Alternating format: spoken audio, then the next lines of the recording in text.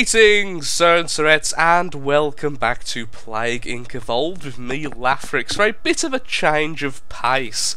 As you can probably tell by the video's title, we're going to be doing a bit of a very, very basic and simplistic tutorial into the world of Plague Inc. Evolved, because I found recently I've been getting a lot of people new to the channel from Robocraft and people who are just watching the custom scenarios who do ask a lot of questions regarding the basic game because, well, certain things aren't that obvious when you just watch someone play from a custom scenario perspective and other such things. So I'm going to explain the very basics of Plague Inc. by simply beating it on bacteria, normal, and with yes, and with no genes. So this is essentially what you get at the start, so it's simple as can be. We have no special bonuses. This is what you'll be faced up with the first time you play, because you're playing in normal. We are the bacterium, and we're going to call ourselves, let's call ourselves Teachy. Or just Teach. Let's call ourselves Teach. There we go. Welcome to Plague Inc. You are a new bacteria. To win, you must evolve and spread across the world, wiping out all humans in the ultimate plague. Select start location, which of course you can select your start location, which is probably one of the most important steps. So people have already... So essentially I'm going to play and simply answer questions I've recently been asked, in addition to putting feedback into why I pick certain things. So people always ask me, Lathrix, my dear boy, why do you start in Saudi Arabia or India so very much? Well, honestly, a lot of people also start in China. These tend to be the three spots most people agree are the best, or, well, me specifically definitely agree is the best. It's because India has a very high population. It's a very large population in a... actually more so than China, in a smaller area, and that is actually simulated by the amount of human-to-human contact. It's also rural, hot, and humid, which are all nice things. Mostly the humid and hot, honestly. Because heat resistance, because the country you start in, if it is hot or cold, you will get an automatic resistance to that temperature. If you start off in a neutral country, you'll get a very, very, very, very, very slight resistance to both of them, which I find a lot less useful. So why would I start in Saudi Arabia? It's much less densely populated, and it's about the same size.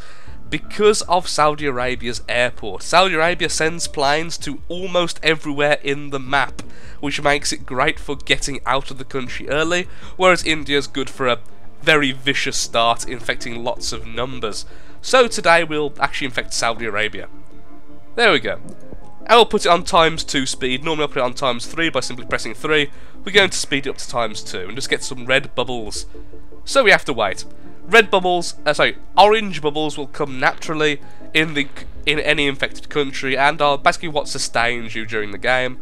Red bubbles appear when you infect a new country, and we'll be getting onto that very soon, as a big major question I am asked rather regularly is to do with red bubbles. People ask me as well, why do I want severity so much, and what does severity actually do?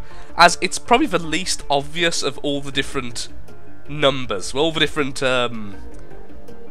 I don't know what to call them actually, different things you can manipulate for different variables.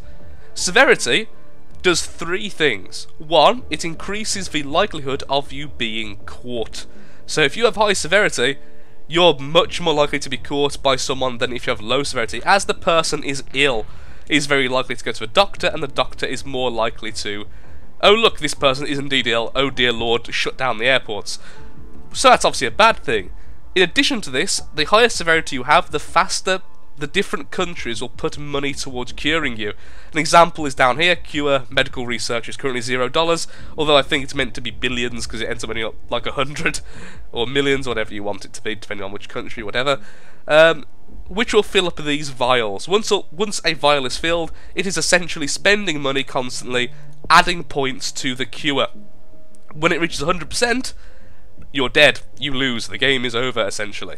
So, again, a big negative. Along with this, it also increases the rate places shut down their ports, airports, and land borders in a very similar way to severity, to lethality. But lethality does this in a much more drastic way. Even a slight bit of lethality can completely shut down a country in not an overly long amount of time because people are dying, which is a big scary thing. So, why would I want this? Why is this a thing I'm always harping on about? It's because red bubbles give more DNA the more severity you have. If you have no severity, I'm going to try and let it just do it by itself. It's going to be a bit difficult. If you have no severity, you will simply get 1 DNA per red bubble, which is nothing. And you can get up to a maximum of 5 or 6 if you have the bonus in the genes, if you have high severity, extremely high severity. So naturally you get a much bigger DNA pool. So right now we're going to try and keep our severity low just to indicate this, and we're going to go into air. Now people do also ask me, why is air good in Saudi Arabia? Why is the air special? Because it increases the chance of going on a plane. Once a country is fully infected on a normal kind of plague, like bacteria or virus, every single plane and boat will be infected that goes from that country. There you go. Got 3 DNA there, not 100% sure. Oh, we got 3 DNA from the actual infection of the country, and then 1 from the orange. As you hit certain milestones in the game, you will get DNA, such as infecting the world completely, infecting X amount of countries, and infecting a certain percentage of your initial country. As you can see though, 1 DNA from each. Also 3 planes, despite only a small amount of population actually being infected, and that's what increased plane transmission does. It allows you to burst out before fully infecting the country. So, right now then, clearly I need severity. And there's many ways you can do this, and they're all viable in their own way. I personally like rash, sweating, skin lesions, or nausea, vomiting, and then skin lesions in that route as well. Both of which increase severity and infectivity, so it's a dual thing. Skin lesions is a bit of a weird one. It's very, very severe, but its infectivity is amazing. Coughing and sneezing aren't that severe because it's such a common thing to see, but of course they're very transmissive. Now, there is also something to look out for, which is combinations, combos. Certain combinations of symptoms will give you an extra bonus, such as vomiting and sneezing. Now, that will not take effect instantly, it will actually take some time, but will eventually give me projectile vomiting, which increases severity and infectivity by a lot. So at this point, I've infected a lot of the world. Let's have a look at the map. We've got to a lot of places, and that's why Saudi Arabia is good. All of that was from their planes. I'm actually surprised we haven't got to the UK. Pneumonia got mutated by itself. We'll actually leave that because it isn't lethal. Mutations will happen over time, and certain plagues are more susceptible to this. The virus is one of the worst, with necrovirus kind of fighting for that top spot. Certain transmission types, such as, well, all of the animal types and the blood type all increase mutation chance, which in turn gives you more random mutations, which will only ever mutate ones which are currently unlockable. So I won't get this one, I won't get the ones in the middle. Otherwise that'd be a bit overpowered. So, like I was saying though, we've got most of the world, we're pretty much everywhere, so we need to consider what do we need to do from here to completely infect the world. We're going to need resistances. 1 and 2 for cold. Even in normal, level 2, because I've started off in a hot country, I have no resistance whatsoever against against the cold. I'm only okay in heat. Which means I needed level 2 resistance. There we go, so Russia's being infected, which is one of the main countries, as that allows us to get to Greenland. You'll hate Greenland very soon. Let's put it in ×1 just so we can do it a bit slower. Next, I'll get drug resistance level 1. In normal, I find that that's all you need, and that simply increases your infectivity in wealthy countries, which is this symbol right here. There you go, USA, and how do I look at the stats from here? No, you can't. Okay, so you have to look from here. So it has wealthy and urban. Things like urban and rural and such are simply states which a country can be in, which will increase or decrease your infectivity depending on what you select. I think actually there is very few, if any, negatives in terms of you'll never get minus rural in the regular game. However, you can do in scenarios and custom scenarios. That's something to look out for. So for instance, livestock 1 isn't that great, but is more effective in rural regions, and in fact increases your effectivity by a percentage in those regions silently. What we're going to do next is we're going to get skin lesions, and we're going to go for water when we can. We need 1 more DNA for this, because we need to get on boats soon, as all of the places not infected that we need to worry about are all on islands. There you go, projectile vomiting, we've just got an increase in infectivity and severity. Which could be a bit of a bad thing now, because we haven't got as far as I would have liked, and honestly, the high severity can now become a bit of a downfall.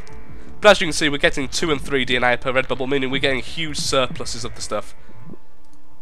So our biggest issue right now is Greenland and I think just the Philippines. Oh no, just Greenland on its own now is really the only place we need to worry about, as land borders can be crossed even when they're shut. However, shut down ports, you're pretty much screwed. The places which can go to Greenland are Norway, Sweden and Russia. Now, I'm not sure about Sweden, but I definitely know Norway and Russia. Russia's the main one you really want, as it sends them more often if you look at the stats in the scenario creator. Now, we are being cured a little bit quick, because I've been quite slow. Overall, it's been quite a slow game. We have affected Greenland, however, so we could go a little bit more evil now. In fact, we will, with my favourite symptom, necrosis.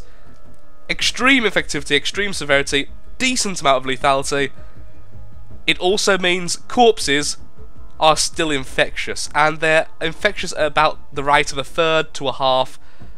No, I think it's a bit less than that. I think it's about 20% of a normal human, but of course it means the dead are still infectious. Killing people is no longer that bad. Then I'll go into diarrhea and dysentery.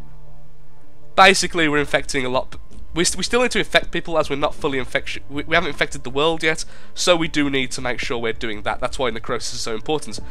We're actually going to go into hemorrhagic shock, which is a massive lethality boost, and then finally we're going to do this. Genetic hardening 1 and 2. What these do, the pathogen does not reproduce, in lab conditions, decreases future research speed.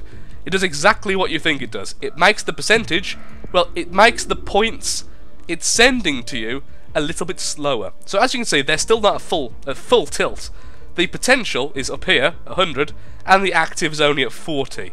So they're still not completely serious about curing us. However, we're now lethal, which means very soon every country is going to be putting a lot of work into getting rid of us, which makes complete sense. So, reshuffle 1, reshuffle 2, both slowing down the amount of points we're getting. The reshuffles, however, so hardening, reshuffles, excuse me, I think I'm infected with my own disease. The reshuffles simply add more points, so they need more points to cure you. So let's say, a simple way of putting it, if you needed to, so to cure you, you need 100 points, and they're curing you at 2 points per day. The hardening is slowing down the points per day, and the reshuffles increasing the amount of points they need. In unison, they make it very annoying for the people trying to cure you.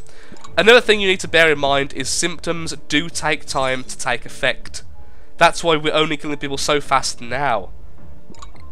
This is especially true with the prion, which its special thing is exactly that, it takes longer. Now bacteria, just in case people are using this as a how to play bacteria normal, bacterial resilience is the special thing that bacteria has, and it makes them slightly more resistant in all climates. This makes you better at spreading, in addition to giving you resistance. I personally don't rate it very highly, but it can be useful if you start off in a more neutral country. So we're just simply waiting for Sweden now to be fully infected before, there we go. So let's just have a bit of fun. What can we do? Let's get insanity, pulmonary fibrosis, total organ failure, which is the most lethal of all the symptoms, and then we'll leave it as that. Insanity makes it hard to cure, which decreases the points. It both decreases the speed the cure happens and makes it so there's more points needed, so it's a double whammy, in addition to being infectious. But it's also very expensive, so it's not always you get to use that. I very rarely go up this tree. And that should be that. We have just destroyed humanity. Not the best, also got another combo. Not the best score in the world, certainly, but a decent one since we're going quite slowly, just to explain different parts.